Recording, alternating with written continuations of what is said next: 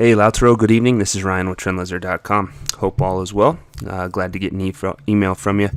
I'm going to take a look at three stocks for you today. We're going to take a look at Plug Power, PLUG, Ballard Power Systems, BLDP, and then Cummins Incorporated, CMI. I have not taken a look at any of these previously, so they were all fresh to me, and I think good choices, very interesting stocks, so let's take a look at them all. We're going to start with Plug, incepted back in 1999. I have a really funky chart here because it's a linear scale, just showing 100 points per box here.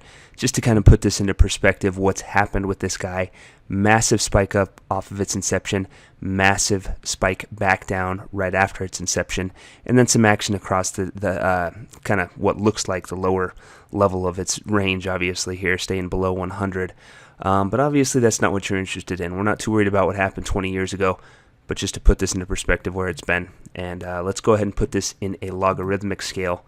Shows the same move, but instead of just being a 100-point box, it shows similar percentage moves. And that obviously changes the way this thing looks, and it puts more into perspective the advance that's happened off the 2013 low. It's been a very nice recovery, under $1, upwards towards 100, but it's given a lot of that back in 2021, so we need to figure out what's happening here. Now, this move obviously was a huge decline from 1,500 to a very cheap, basic penny stock at this point. To me, I think it's fairly safe to call it a five-wave move when you lose that type of value. Again, it doesn't matter too much. Obviously, something new started in 2013. So for us, really the only thing that matters is what is going on to the upside. Now, if you just take this down leg here and look at where it would retrace a Fibonacci portion of this down leg, it's this yellow area up here. You're talking 600 basically to 1,000. It's a long ways away. This guy, as big as this move has been, has not retraced a Fibonacci portion of this down leg. Doesn't mean it will. It just puts it into perspective how small this recovery is despite how big it looks on the logarithmic scale. So our goal is, again, to figure out what's happened off of the 2013 low. So let's go ahead and just zoom in on that price action. This is it. It's fairly obvious. I'm not doing anything crazy by saying so far the move off the 2013 low is a three-wave move, right? You got the first move up here, a pullback here, and then a nice move off the 2019 low to whatever's happening in 2021 where it's lost a ton of value, but we'll take a look at that. Doesn't mean it's going to stay as a three-wave move. It can certainly be a five-wave move in progress with the first wave up, second wave pullback, and a third wave or a third wave in progress still to the upside. So that's something that we need to consider more deeply as we will. For now, let's go ahead and take a look at what happened off this 2019 low to determine if this up leg looks like it's over or what's going on there. This is it. This is zoomed in. This was the first thing that jumped out to me. Now, there have been two large pullbacks that have happened in the advance off the 2019 low. There's the COVID crash back in early 2020, big up leg, and then you have this 2021 crash, which has been very large, has retraced more than a Fibonacci portion of this third wave up leg, but it has been fairly quick to recover. So, as is, this was my first thought, first impression when I looked at this chart, that we had a first wave up, second wave pullback, a very large third wave up, a very large fourth wave pullback, and then something off of the recent low, I think it's May's low, that is showing promise. So we need to really dive into the near-term action to see how we'd want to trade this and what the potential really is. So let's go ahead and do that. So this looks at the pullback in 2021, early 2021, basically January down to May's low. There's no real great way to label this and be confident that it's trendy or a counter-trend move. You can kind of say A, B, C. You can try to label it as a trendy move. It's pretty hard to say.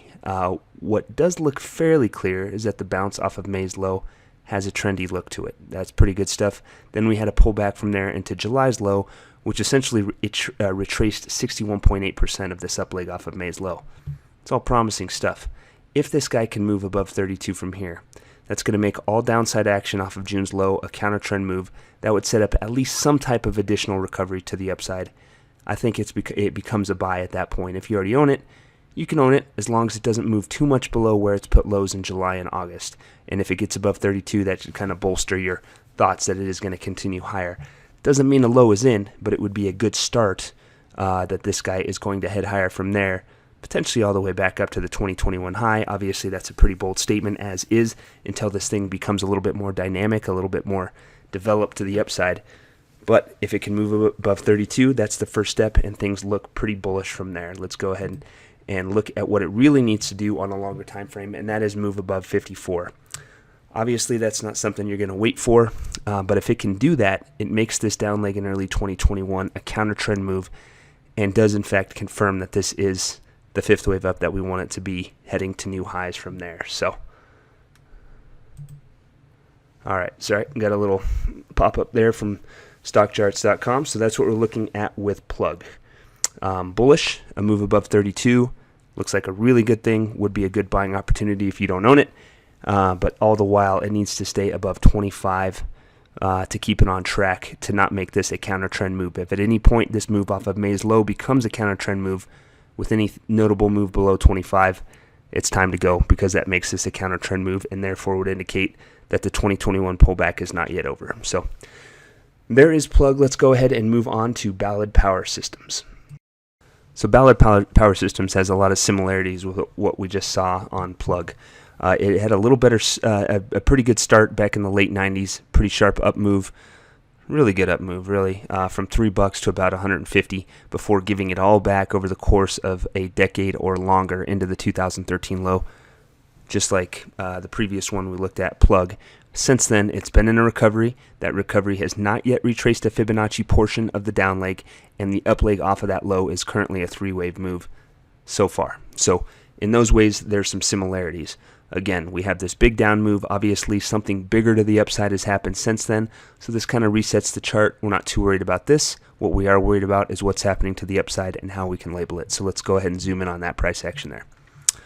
The advance off the 2013 low looks like a first wave up to me, leading diagonal, a complex second wave pullback into the 2016 low, and since then, a very large third wave advance that so far does not appear complete to me. We have a first wave up, second wave pullback, no real large pullback since then until the 2021 high, when again we've got a larger pullback, has retraced more than the Fibonacci portion, but has been fairly quick to bounce and still has the potential to turn higher in a fifth wave advance from here. So let's go ahead and zoom in on this price action off the 2021 high.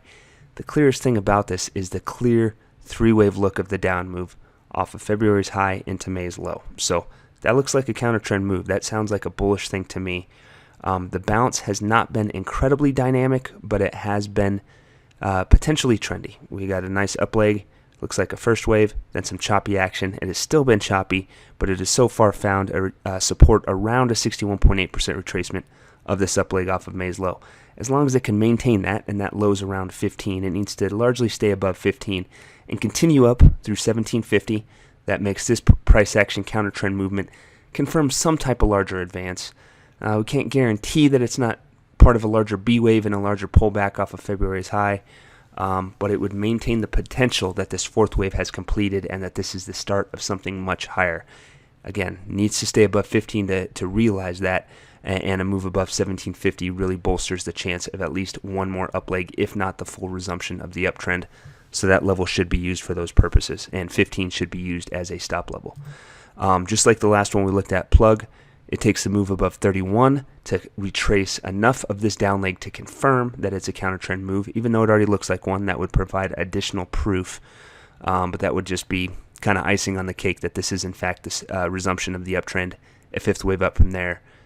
But again, has to stay above 15 to remain bullish. So there's Ballard Power. Let's go on now to Cummins Incorporated, CMI. Now this one on a long-term time frame.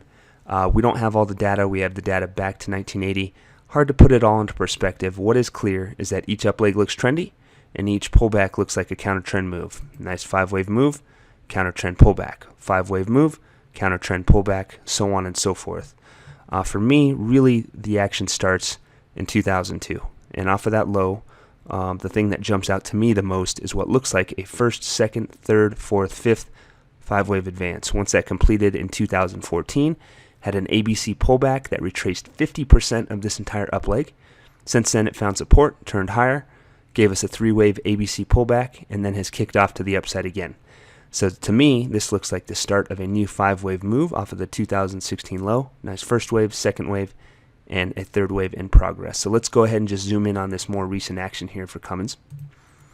So this is what's happened off the 2016 low. Again, Very clear and trendy 5-wave move to the upside, then off of the 2018 low, just like the overall market, we got an A, B, and C wave, spike, coronavirus spike lower.